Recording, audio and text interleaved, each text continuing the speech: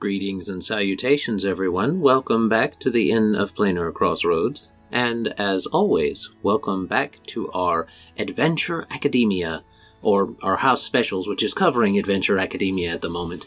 And Adventure Academia probably will get its own playlist at some point, because within the house specials series. But let me see. We are coming into this one. This is the final reflection that we have for the spring semester and how everything in the last session went. So that's what we're going to cover this time, and then next time, there will be a next time in the house specials regarding the Adventure Academia before fall semester, and that will be a kind of reflection upon, or a kind of plan for the future, and maybe if you guys wanted a behind the scenes of how I came up with Atar and all of the stuff that went into that. It definitely matured out away from that. But anyway, first let's get into announcements. By the time this one comes out, I've gotten most of the icons ready for the... I've gotten most of the icons ready for the web page, and I've talked with my web developer, and they are going to be able to make it look pretty much how I want it to for the first start. You guys will be able to keep track on how that progresses, so that will be fun, and you'll get to see it as things goes on in this year. You'll get to see it mature and grow, which is nice. So we're going to hopefully have that web page worked out pretty soon, Lord willing. Hopefully by June, we'll have to see, depending on how things get busy here in real life. Let me see. This is going to come out still in April. Okay, so wait. Let me check the date. No, this is going to come out in May. So next month. Not May, but actual May when this is out. You guys are saying this is May. It's getting confusing. Okay, let's keep going. In real life May, when this comes out, the next month in June, we're going to be filming some collaboration specials.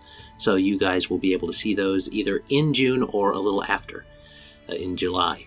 And it'll probably be held to July because July is kind of the birth month of this channel. It's kind of the birthday month of this channel. It's how I had to pick a month, and it made sense to keep it with the month that I was born in to make it easy for myself. So there you go. That's why that's why most of our changes and upgrades happen in June. July, I mean. But anyway, I think that's everything as far as announcements. There's not a lot of specific ones to go into aside from the upgraded webpage coming soon. So, as always, if you want to support the Inn of Planar Crossroads, you can do that at either Patreon, Subscribestar, or hopefully by June or July, the actual webpage. So, that will be fun. I think that's everything. As always, let's get into the actual reflections for this particular game. And this probably won't be as long of a video, probably 15 to 20 minutes, because we're only going over, like I said earlier, the reflections on how this particular one went. We have a good amount of, I would say, tension from this one. If you keep up with the Inn of Planar Crossroads, you'll know that I put, at least on YouTube, you'll know that I put out the board state on YouTube, and sometimes I'll put it out on Facebook too, but the state of the board at the very beginning of each of the sessions. And I had 5 little spots. So the first part, the escape the mind part, to keep ourselves on track. The escape the mind part was pretty much just a reflection from Maximilian's point of view while the battle was going on and leading into it. The encounter section that we read last time was for the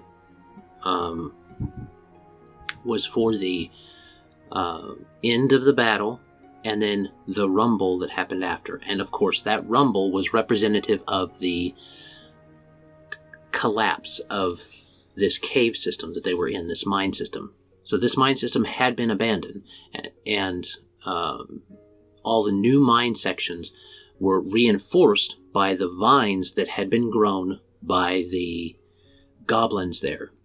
And specifically, the Nightshade Goblin had kind of been growing the vines and stuff to hold up the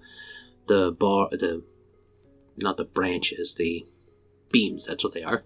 They basically formed living vine beams and archways to hold up the different areas that had started to come down, and reinforce the mine so that they could get back and forth through after the two mines, the one on Grum's side and this one, met up. Now, this did not go very well for the group when that goblin who had gotten desperate to destroy them used Grum's the head of the staff, and crushed it. He basically crushed the extra magic all at once that Grum was allowing him to use, was funneling to him to build all of these archways and to reinforce those things. And that made the others start to collapse, so it started to rot away from where they were outward. So it had absorbed all that and tied its enchantment to that enchantment to try and make itself stronger, as well as absorbing the essence from those and being able to teleport in and out and move through those. So technically, this creature could have been very nasty if a collapse was to happen afterward or in the middle of it, and it chased them out. It would be able to teleport behind them, or effectively teleport behind them through the connected vines and travel through the vines to attack them. So that is another way you can spin that if you want something different for this. But that's not really necessary for this collapse, because what I did is I had a progressively difficult DC, or difficulty class, that they had to meet or beat.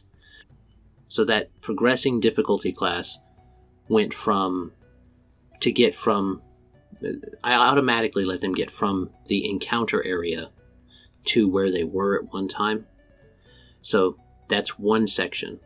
So I had it broken apart where they were battling, I drew on the board, and then where they were before they entered that little arena, I had that on the board. And then from there to there, I had a dotted, from there to another section, another checkpoint basically, I had a dotted line. From that checkpoint to next checkpoint, I had a dotted line, and so on and so forth. There were and then it made all the way to the exit, where they had entered the mine as a whole. It had the overturned mine card earlier and stuff. So, in that whole thing, there was, from there to there was 1 checkpoint, 2 checkpoints, 3 checkpoints, 4 checkpoints, 5 checkpoints, 6 checkpoints. Now, I put 6 checkpoints in because I wanted to do something a little different. They would go from checkpoint to checkpoint, basically, with their rolls. And in between each checkpoint was a difficulty class. So from where they started rolling to the next place was a DC 10. Not very hard. That's a really easy DC. They get there no problem. And then at each checkpoint, they roll a D4 to see how many of the sprites and gnomes they save. So each time they would roll, and I'm actually going to combine those rolls so that they will have saved a lot more, because it makes more sense.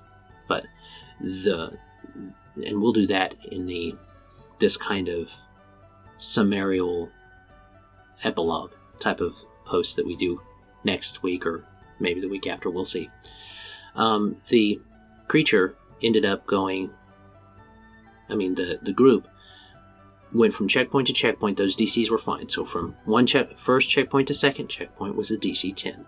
Second checkpoint to third checkpoint was a DC 12, I think. Second checkpoint to third checkpoint went up to originally a DC 15, and then so on and so forth, DC 16, DC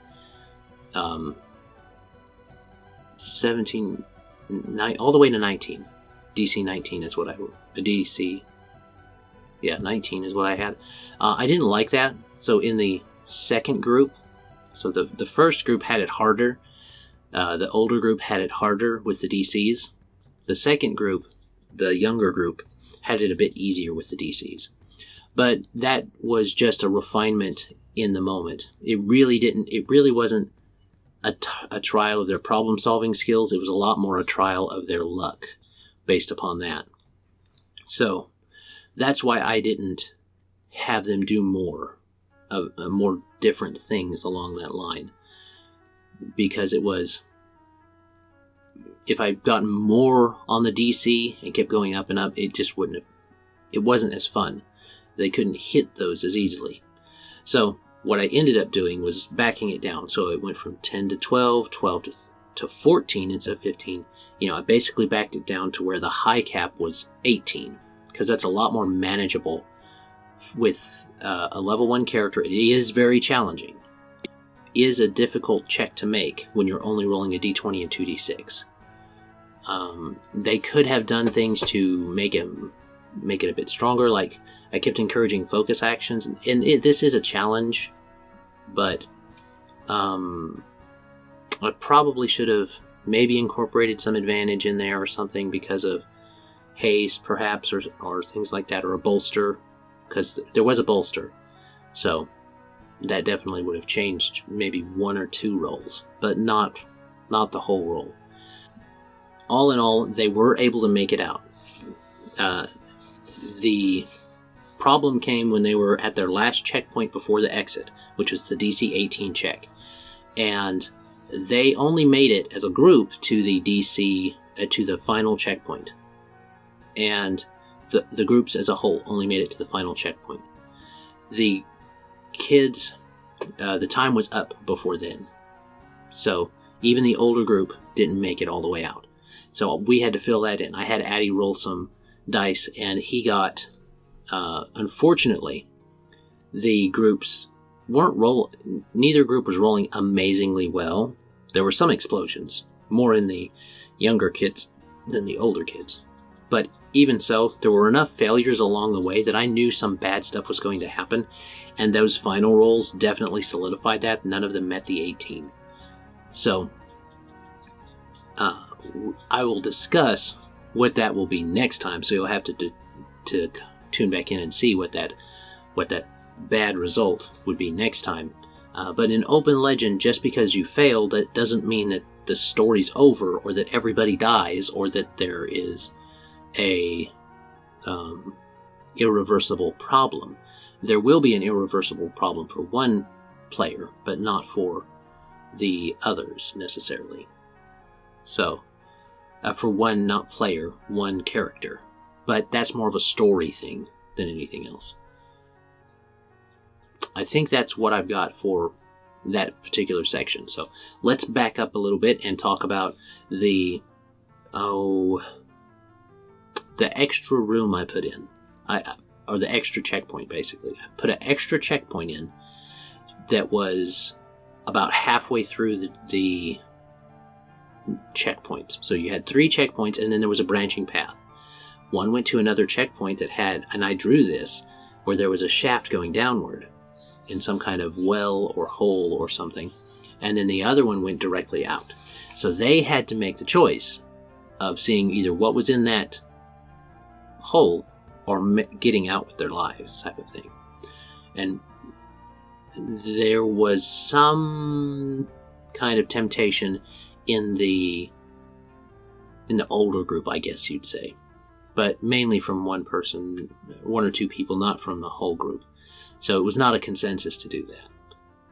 They pretty much resisted that temptation. It's there on purpose. It was there on purpose to see if they were willing to risk going down and then increasing the DC by another 2 or not, because that would have made the final DC to get out 20 instead of 18, and that wouldn't have been very easy for them. And I understand that these particular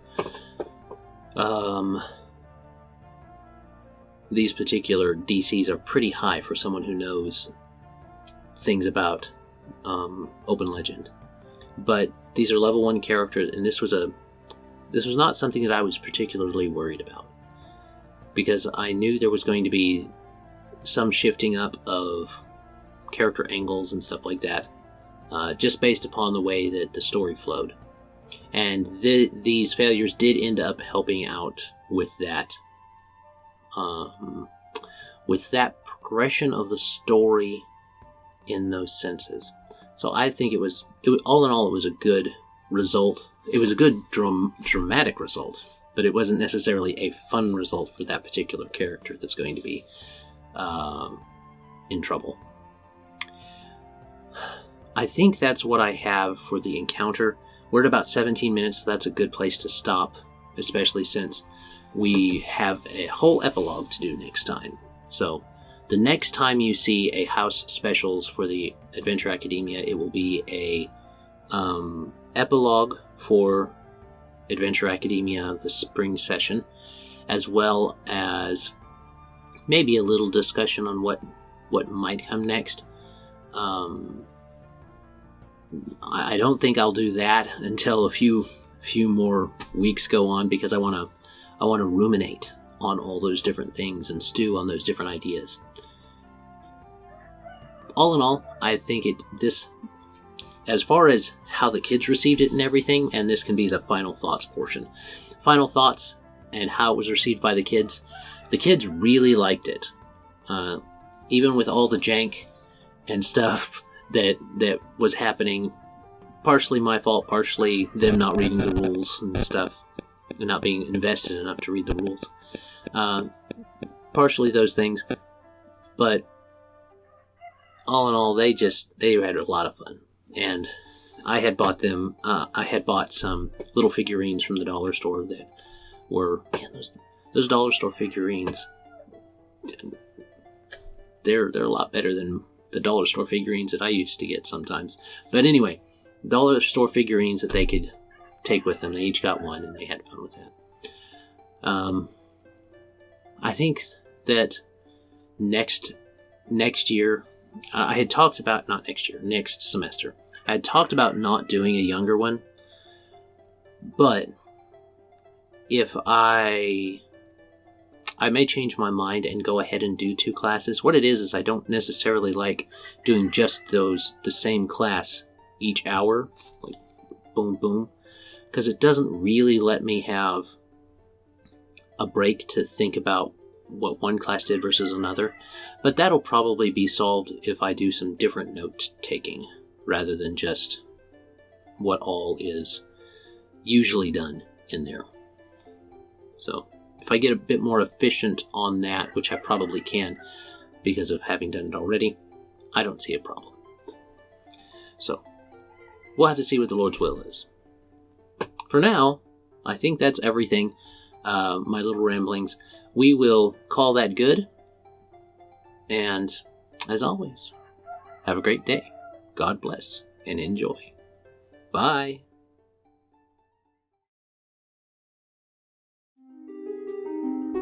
This content was made possible by travelers and viewers like you. Thank you.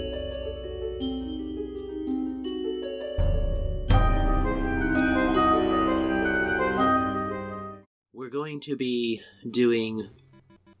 Let me see. We're going to be doing a bit of the... Well, just cut that. What was I thinking? I don't know. I don't know where my brain was going. It is a very challenging role to get from a DC 18 check. That's weird.